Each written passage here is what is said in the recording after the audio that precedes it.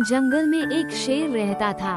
उसके 4 सेवक थे, चील, भेड़िया, लोमड़ी और चीता।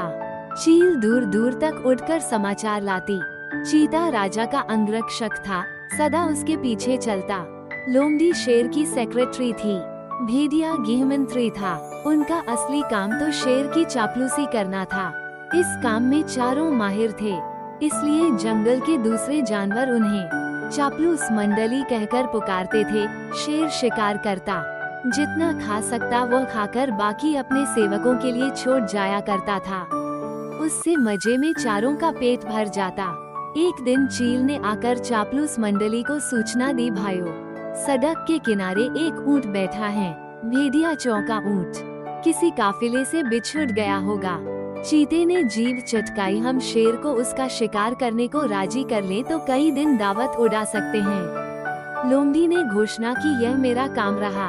लोमड़ी शेर राजा के पास गई और अपनी जुबान में मिठास घोलकर बोली, महाराज, दूत ने खबर दी है कि एक ऊंट सड़क किनारे बैठा है।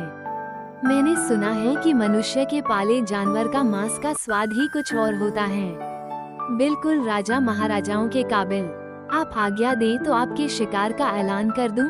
शेर लोमड़ी की मीठी बातों में आ गया और चापलूस मंडली के साथ चील द्वारा बताई जगह जा पहुंचा। वहां एक कमजोर सा ऊंट सड़क किनारे निढाल बैठा था।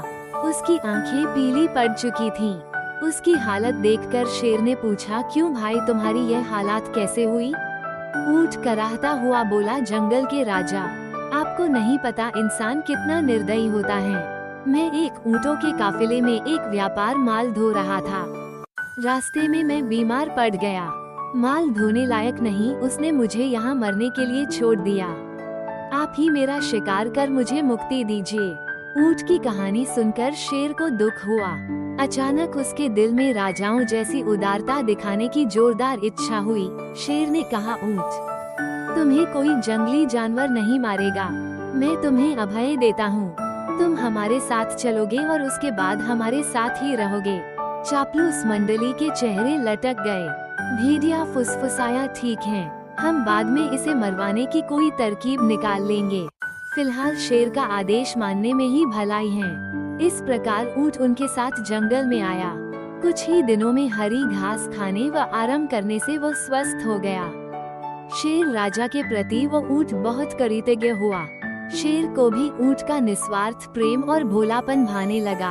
ऊंट के तगाह होने पर शेर की शाही सवारी ऊंट के ही आग्रह पर उसकी पीठ पर निकलने लगी वो चारों को पीठ पर बिठाकर चलता।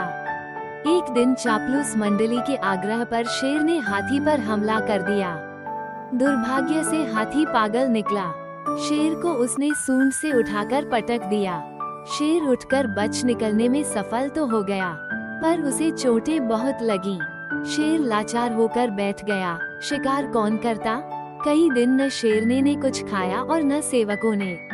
कितने दिन भूखे रहा जा सकता है? लोमड़ी बोली, हद हो गई। हमारे पास एक मोटा ताजा ऊंट है और हम भूखे मर रहे हैं। चीते ने ठंडी सांस भरी, क्या करें? शेर ने उसे अभयदान जो दे रखा है।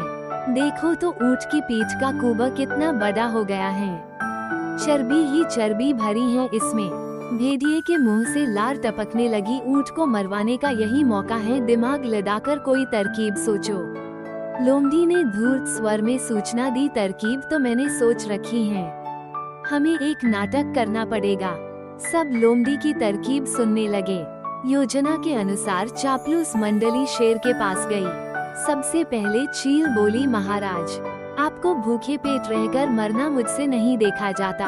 आप मुझे खाकर भूख मिटाइए। लोमड़ी ने उसे धक्का दिया, चल हट, तेरा मांस तो महाराज के दांतों में फंसकर रह जाएगा। महाराज, आप मुझे खाइए। भेड़िया बीच में कूदा, तेरे शरीर में बालों के सिवा है ही क्या? महाराज, मुझे अपना भोजन बनाएंगे। अब चीता बोला, नहीं, भेड़िए का मांस खाने लायक नहीं होता। मालिक, आप मुझे खाकर अपनी भूख शांत कीजिए। चापलूस मंडली का नाटक अच्छा था। अब ऊंट को तो कहना ही पड़ा, नहीं महाराज, आप मुझे मारकर खा जाइए। मेरा तो जीवन ही आपका दान दिया हुआ है। मेरे रहते आप भूखों मरे, यह नहीं होगा। चापलूस मंडली तो यही चाहती थी। सभी एक स्वर में बोले, यही ठीक रहेगा महाराज। अब तो ऊंट खुद ही कह रहा है। चीता बोला, महाराज आपको संकोच हो तो हम इसे मार दें। चीता व भेड़िया एक साथ ऊंट पर टूट पड़े और ऊंट मारा गया। सीखा, चापलूसों की दोस्ती हमेशा खतरनाक होती है।